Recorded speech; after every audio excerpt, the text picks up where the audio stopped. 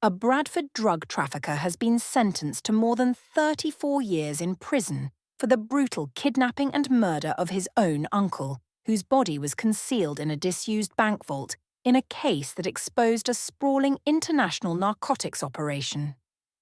Tahir Syed, 42, orchestrated the killing of Asghar Badshah, a 39-year-old bus driver, in November 2019 over suspicions that his uncle had stolen £600,000 from a hidden cash stash.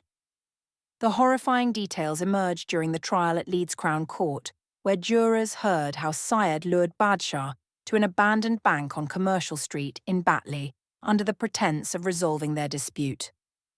Once inside, Badshah was savagely beaten with a metal rod before his body was stuffed behind a false wall in the building's vault, where it remained undiscovered for 4 weeks. In the aftermath, Syed coldly assured family members that his uncle was still alive, even as he fled abroad, first to the Netherlands, then Albania and Iran, before finally being apprehended in Turkey 2 years later and extradited to face justice. The murder was just one facet of Syed's criminal empire. Between 2016 and 2021, he and his network smuggled multiple tons of cocaine and heroin into the UK across more than 30 shipments, amassing vast illicit profits.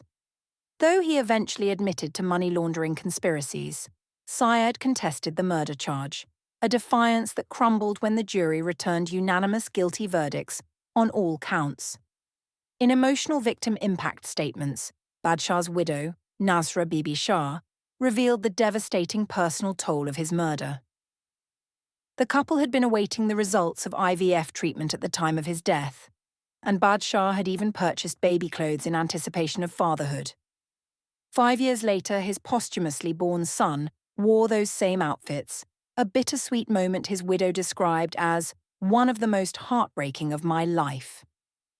His twin brother, Akbar Badshah, condemned Syed's evil and selfish actions, lamenting that his brother had been denied both justice and traditional Islamic burial rites. Their elderly mother, Nazir Fatima, who passed away before the trial concluded, had spoken of her unbearable grief, longing only to hold her son again. Judge Thomas Bayliss Casey imposed a life sentence with a minimum term of 34 years and 153 days, accounting for Syed's time in custody since extradition.